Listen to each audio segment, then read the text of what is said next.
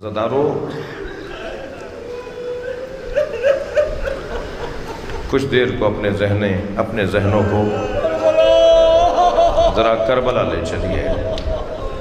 मैंने कल की मजलिस में ये कहा था कि 4 बुक्का गुज़रे हैं तारीख़ में जिन्होंने सबसे ज़्यादा गिरिया किया है। हज़रत आदम, हज़रत याकूब, हज़रत ज़हरा,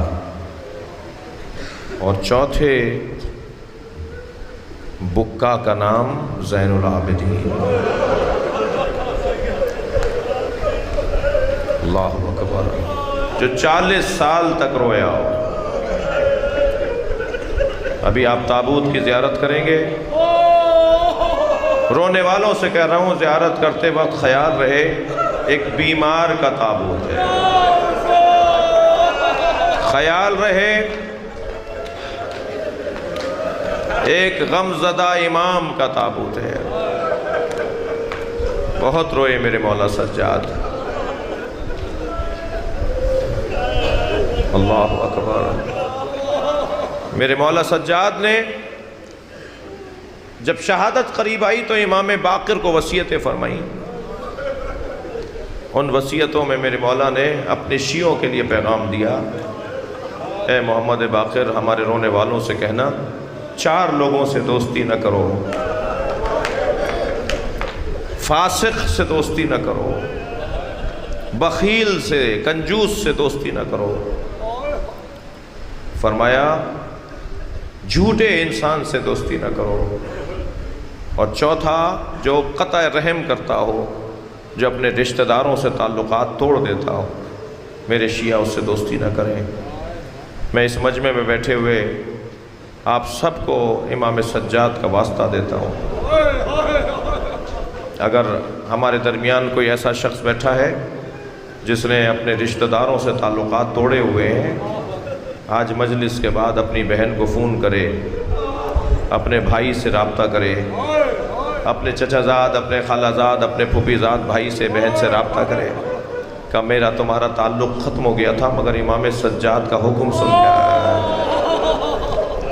इमाम ज़ैनुल आबिदीन ने फरमाया है कि क़त्अ रहमी करने वालों से दोस्ती न करो।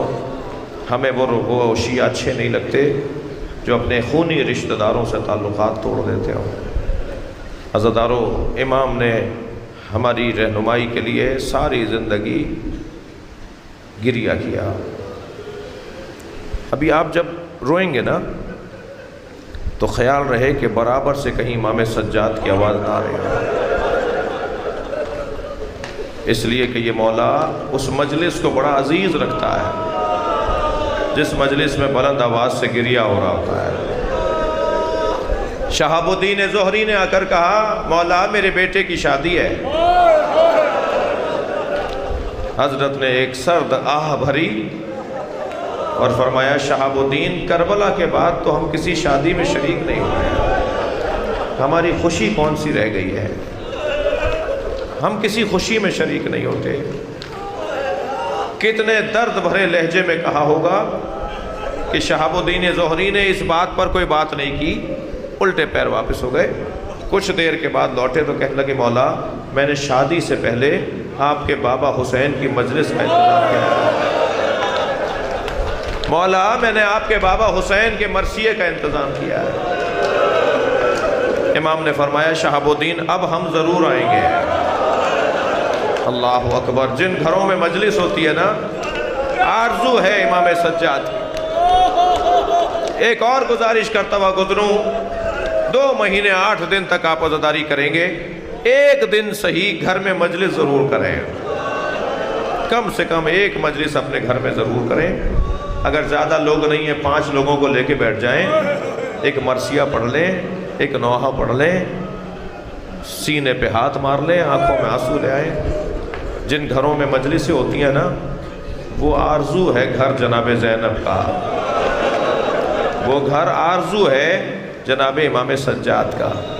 शहाबुद्दीन अब हम ज़रूर आएंगे तुम्हारे बेटे की शादी में। मेरे मौला सज्जाद तशरीफ़ फरमाए, मसनद में शादी शहाबुद्दीन ज़ोहरी ने, और मरसिया पढ़ाने के लिए फ़रज़दक़ को बुला लिया। और जब मरसिया होने लगा ना तो शहाबुद्दीन कहते हैं सारे सहाबा रो रहे थे, صحابی بھی تھے، تابعین بھی تھے، میں بھی گردن جھکائے حسین پہ رو رہا تھا۔ امام سجاد کے رونے کی آوازیں بھی آ رہی تھیں۔ مرثیہ مکمل ہوا تو میں نے گردن اٹھا کے سب سے پہلے وہاں دیکھا جہاں امام سجاد بیٹھے تھے۔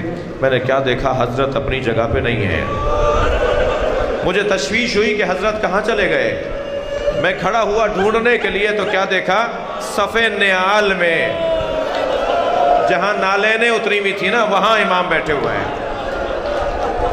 میں نے جا کر کہا مولا میں نے تو آپ کو مسند پر بٹھایا تھا، میں نے تو آپ کی جگہ بیٹھنے کی علیحدہ بنائی تھی۔ فرمان لگے شہاب الدین جو ہم دیکھ رہے ہیں وہ تم نہیں دیکھ رہے ہیں۔ شہاب الدین اس مجلس میں رسول اللہ آئے ہوئے ہیں۔ اجرکم اللہ، اجرکم اللہ۔ شہاب الدین اس مجلس میں میری دادی زہرا آئی ہوئی ہیں۔ علامہ نقن صاحب فرماتے ہیں فی یدہا خرقۃ، جب بی بی مجلس میں آتی ہے نا، بی بی زہرا کے ہاتھ میں ایک رومال ہوتا ہے، تو سمو دمو الباقین، جناب زہرا رونے والوں کے آنسوؤں کو اس رومال میں جمع کرتی ہیں۔ آوازوں کو آزاد کریں گے، جنہیں رونا آ رہا ہے، جنہیں رونا نہیں آ رہا وہ آنسو مانگیں۔ یا اللہ حسین پہ گرنے والا آنسو، حسین کے نام پر بہنے والا آنسو مجھے عطا فرما۔ کیا مظلومیت ہے کہ حضرت امام رضا فرما رہے ہیں یا ابن شبیب، جب زمانے کی پریشانیاں، دنیا کی الجھنیں تمہارا گھیرا تنگ کرنے لگیں، تمہیں پریشانیاں بڑھنے لگیں، تو اے ابن شبیب غم دنیا میں نہ رونا، میرے جد حسین کی مجلس کر لینا۔ جب پریشانیاں بڑھیں نا تو مجلس کر لینا، فب کے لیل حسین میرے جد پہ رو لینا۔ اللہ اکبر۔ میرے مولا 40 سال تک روتے رہے۔ عزادارو پانی آتا تھا نا تو حضرت پانی کو دیکھ کے پہلے روتے تھے۔ پانی لانے والا کہتا تھا مولا میں نے آپ کو تکلیف پہنچائی؟ فرماتے تھے نہیں تم نے مجھے تکلیف نہیں دی۔ کہ مولا پانی کو دیکھ کے رو رہے ہیں۔ فرماتے تھے جب بھی پانی کو دیکھتا ہوں مجھے یاد آتا ہے میرا بابا حسین بھائی علی اصغر کے لیے قوم اشقیہ سے پانی مانگ رہا۔ اجرکم اللہ، اجرکم اللہ۔ مجھے جلدی نہیں ہے، فرصہ دینا ہے، شہادت کی مجلس ہے، تابوت کی زیارت ہے۔ عزادارو میرے مولا سجاد جب کھانے کو دیکھتے تھے نا تو روتے تھے۔ کھانا رکھنے والا یا کنیز کہتی تھی مولا میں نے آپ کو تکلیف پہنچائی؟ فرمایا نہیں مجھے یاد آ رہا ہے میری پھوپھی زینب بیٹھ کے نماز پڑھ رہی تھی۔ میں نے پوچھا پھوپھی اماں آپ عالمہ غیر معلمہ ہیں، آپ بیٹھ کے نماز کو پڑھ رہی ہیں؟ فرمانے لگی زین العابدین کھانا اتنا کم ہوتا ہے، میں اپنے حصے کا کھانا بچوں میں بانٹ دیتی ہوں۔ بتاؤ کب تک میں بغیر کھائے رہوں گی؟ اجرکم اللہ، اجرکم اللہ۔ خدا کسی غم میں نہ رلائے۔ جب بازار میں نکلتے تھے نا امام، قصائی گوشت پہ کپڑا ڈال دیتا تھا۔ خریدنے والا پوچھتا تھا تم نے گوشت پہ کپڑا کیوں ڈال دیا؟ تو کہتا تھا وہ دیکھو زین العابدین آ رہے ہیں، وہ گوشت کو دیکھ کر روئیں گے۔ ایک دفعہ پوچھنے والے نے پوچھا مولا آپ گوشت کو دیکھ کے روتے کیوں ہیں؟ فرمانے لگے کربلا میں گوشت کے ٹکڑے بکھرے ہوئے یاد آ جائے۔ اجرکم اللہ۔ عجب نہیں امام سجاد کو قاسم کا لاشا یاد آتا۔ سنیں گے عزادارو، عجب نہیں امام سجاد کو مولا عباس کا لاشا یاد آتا۔ اس لیے کہ مقتل کا جملہ یہ ہے جب حسین مولا عباس کا لاشا چھوڑ کر چلے گئے نا، کیونکہ حضرت عباس کی وصیت تھی مولا میرا لاشا نہ اٹھائیے گا، تو یزیدی لشکر میں ایک بات گشت کرنے لگی کہ عباس ابھی زندہ ہے، عباس اٹھ کے بیٹھے گا، تو 100 تلوار بردار ظالم چلے اور مولا کے بدن مبارک پر اتنی ضربیں ماری کہ جب امام سجاد نے لاشا اٹھایا نا تو لاشا ڈھلک جاتا تھا۔ اللہ اکبر۔ اللہ آپ کو جناب سکینہ کی قبر کی زیارت عطا فرمائے۔ جب آپ شام جائیں نا تو ذرا دیکھیے گا جتنی بڑی قبر جناب سکینہ کی ہے، مولا عباس کی اصلی قبر بھی اتنی ہی سی ہے۔ جس کا قد اتنا بڑا تھا، جس کا قد اتنا اونچا تھا، اس کی قبر اتنی چھوٹی کیوں ہے؟ مولا سجاد نے جب لاشا اٹھایا نا رونے والوں، تو لاشا ڈھلک جاتا تھا، چٹائی میں لپیٹ کے گٹھڑی بنا کے۔ اجر و کمل اللہ، اجر و کمل اللہ۔ میرے مولا عباس کو دفنایا، منہال آئے مولا سجاد کی خدمت میں، مولا کب تک روئیں گے؟ شہادت تو آپ کا ورثہ ہے۔ فرمایا منہال شہادت ہمارا ورثہ ہے، مگر ماں بہنوں کا بغیر چادر کے کوفہ و شام کے بازاروں سے گزرنا ہمارا ورثہ ہے۔ اجر و کمل اللہ، اجر و کمل اللہ۔ تھکیں گے نہیں عزادارو، مجھے 2 منزلیں لینی ہیں۔ ابن عتیبہ نامی ایک شخص کہتا ہے کہ میں شام میں مسافر خانے میں ٹھہرا ہوا تھا کہ میں نے شادیانے بجنے کی آوازیں سنی، رقص اور طرب کی آوازیں سنی۔ میں نے برابر والے حجرے میں مسافر سے پوچھا کہ آج مسلمانوں کی کوئی عید کا دن تو نہیں ہے، آج مسلمان خوشی کیوں منا رہے؟ کہنے لگا کربلا میں ایک باغی نے خروج کیا تھا، اسے مارا گیا ہے اور اس کے خانوادے کو اسیر بنا کر لائے ہیں، اور شام میں اسے مارنے کا جشن منایا جا رہا ہے۔ ابن عتیبہ کہتا ہے مجھے سمجھ میں نہیں آیا یہ کون ہے جسے کربلا میں مارا ہے۔ میں اپنے مسافر خانے سے باہر آیا تو میں نے کیا دیکھا، نیزوں کی انیوں پر کٹے ہوئے سر ہیں، اور سروں کا روب اور جلال بتا رہا ہے کہ یہ مرنے والے، مارے جانے والے اللہ کے ولی ہیں۔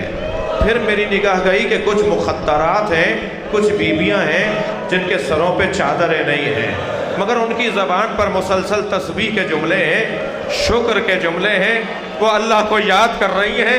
میں نے سمجھ لیا کہ یہ معمولی لوگ نہیں ہیں۔ یکا یک میری نگاہ گئی کہ ایک بیمار و ناتوان ہے جو ہاتھوں میں ہتھکڑیاں، پیروں میں بیڑیاں، گردن جھکائے آگے آگے چل رہا ہے۔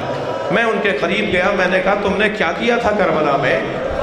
تم نے کون سا جرم کیا تھا جو کربلا میں تمہیں مار دیا گیا؟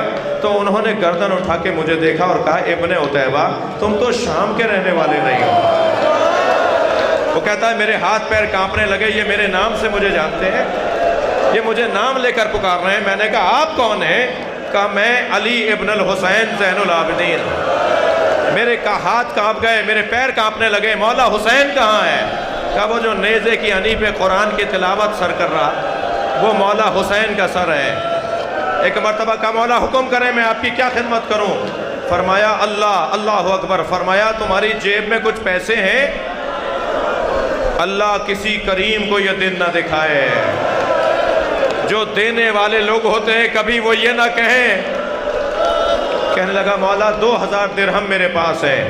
فرمانے لگے جاؤ چند چادریں خرید کر لے آؤ۔ ابن عتیبہ کہتا ہے میں 1000 درہم سے چادریں لے کر آیا، میں نے بیویوں کو چادریں تقسیم کی، مگر کچھ ہی دیر بعد نیزہ بردار لوگ آئے، سروں سے چادریں اتارنے لگے۔ واہ حجابہ کے نوحے بلند ہوئے۔ میں حضرت کی خدمت میں آیا، مولا مجھے حکم کرے میں کیا کروں؟ حضرت نے فرمایا یہ لوگ جو نیزے اٹھائے ہوئے ہیں اور نیزوں کی انیوں پہ سر ہیں، یہ پیسے کے پجاری لوگ ہیں، یہ دنیا کے لالچی لوگ ہیں، انہیں پیسے بانٹو، ان سے کہو کہ سروں کو آگے لے جاؤ تاکہ تماشا دیکھنے والے سروں کو دیکھیں، میری پھوپھی کی طرف نہ دیکھیں، میری بہنوں کی طرف نہ دیکھیں۔